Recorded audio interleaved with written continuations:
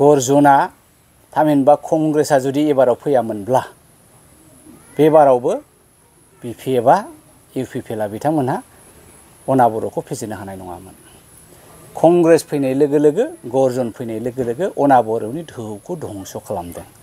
दा जेननायावबो आंहा गोजोननाय दङ जिहेतु बे जोंनि ट्राइबेल रिजार्भआवहाय जे ट्राइबेल मानसिया देरहानांगौ बेनिखायनो आं गोजोननाय मोनदों। फारसेथिं चिरांनि बेलायावहाय जोङो दासिमावहाय प्रिलिमिनारि जोङो साखाफाराया ओरैबायदि नैबे सिडलीनि बाइ इलेक्शन विधानसभा बाइ इलेक्शनखौ लानानै जोंहा इतिमध्ये एपिसिसि निफ्राय मोनसे रिभिउ कमिटि दाना होदों आरो बे रिभिउ कमिटिनि कनभेनर हिसाबै जोंहा गौरब गगৈ बिथाङानो आरो मेम्बार हिसाबै आंबो दङ आरो 3 गुबुन। दा बे हिसाबै जोङो लासै लासैनो थियारि जादों जे एबारावहाय जोंनि कंग्रेसनिफ्राय सोर केन्डिडेट जागोन आरो गेलेयोबा जोङो माबायदि गेलेगोन बेनि थं आरो बिथंखौ जोङो बे सप्तानि गेजेरावनो लागोन। बे सप्तानि उनाव नोंथांमोनहा बिनि रोखा खबरखौ मोननाय जागोन। सार बाइ इलेक्शननि उनावनो 2025 मायथाइयाव बिटिसि इलेक्शन फैगासिनो दं, बेयावलाय मा रल लागोन बायदि? कंग्रेस हिसाबै जोंनि रला प्लुरेलिजम, मोनसे पलाराइज सेन्टिमेन्टजों कंग्रेसा दाजानाय। भारत हादोरा भारत नामाकरणाव मोनसे हादोर नङामोन, बेयो मोनसे जिअग्राफिकेल हिन्दुस्तान लकेसन बा बेबायदि नामावसोमोन। सिन्धु दैनि सेर सेर थाग्राफोरखौनो सिन्धुस्तानिसोनो। दा जाय हक जोंनि बे कसारि रायजोआबो मोनसे समाव भारतनि नङामोन, नाथाय उदांस्रि खालामनानै दावहा नांनानै ब्रिटिशफोरखौ होखारनायनि उनावहाय जोङो बे भारतखौ मोनसे गथा महराव मोननो हादों। दा बे आइडिय'लजिया दंखायो नालाय कंग्रेसा एबारावबो जोङो बिटिसिआव जेसेबां जाथि जनगोष्ठीफोर दङ थामहिनबा बिटिसिनि इन्टारेस्टखौ नायनानै जोङो साखाफारा जाबाय थादों। जोङो गाव हारसिङैनो गभर्नमेन्ट दागोन ना सोरजोंबा सिट शेयारिंआव गेलेगोन जोङो बेनि सोमोन्दै एसे एनै थालिम साननाय हनायखौ जोङो दोंदों बाबा बाथ्राफोरखौ जोंनि गेजेराव सावरायखाबायबो, खिन्थु रोखा 40टा समष्टियाव जोङो गेलेगोन।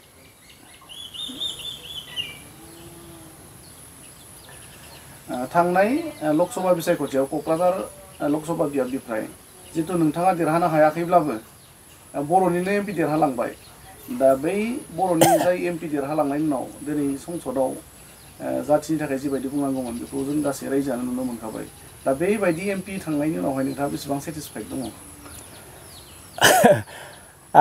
बावहाय आंबो सानबाय थादों, मालाय आफार आसामाव एसामिसफ्रा गौरब गगैखौहाय आसामनिनो सासे फिगार, आसामनिनो नुजाथिनाय सासे अख्रांनि हाथरखि बायदि मानिनानै मा कंग्रेस मा बिजेपि मा गुबुन पार्टी बिथांमोना ज' जाजाय गौरब गगैखौ दैखोनानै दिनै पार्लियामेन्टआव हरबाय आरो बे महरखौ बिथाङा दिन्थिनो हाबाय।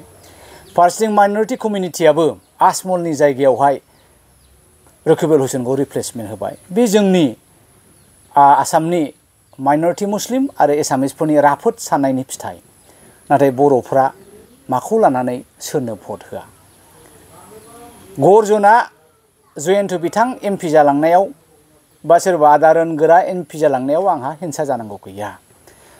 दिनै बे 40 लाख बर' कमिउनिटिखौ पार्लियामेन्टआव थांनानै रोखा रोखा राफोद रावजों रायनानै जोंनि उद्देश्यफोरखौ स्रा बुंथिना हैनायासो जोंनि उद्देश्यमोन।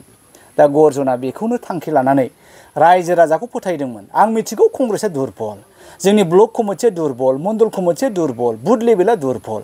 नाथाय आंहा रायजो राजाफोरनाव मोनसे फोथायनाय दंमोन, सिम्पेथि ग्राउन्डआव जुदि बिथांमोना गर्जनो भट होनानै देरहाहोयोमोनब्ला दिनै जयन्त बिथाङा जे पार्लियामेन्टआव थांनानै फंनैसो रावखौ मबाइल नायै हिन्दी जाया इंलिस जाया राव बुंनायावहाय आंहा लाजिनायबो मोनदों, आंहा दुखुबो मोनदों।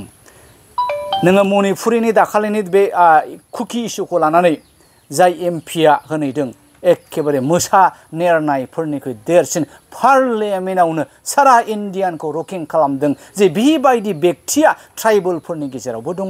आङो बेखौसो लुबैदोंमोन जयन्त बिथांखौ बुंजानो। आङो बेखौसो लुबैदोंमोन दाखालि जेब्ला थेंक्सगिभिं सेरेमनियाव बिथां रोनगोरा बिथांनो होयो अब्ला बिथाङा पेपाराव लानानै रिड आउट खालामदों। जोंनि दिनै गथ'फोरा इंलिश मिडियामनि फैनाय राफोद गथ'फोर, हिन्दी रोंनानै फैनाय राफोद गथ'फ्रा जों बिथांमोनखौ रिप्रेजेन्ट खालामनो हामारदोंना?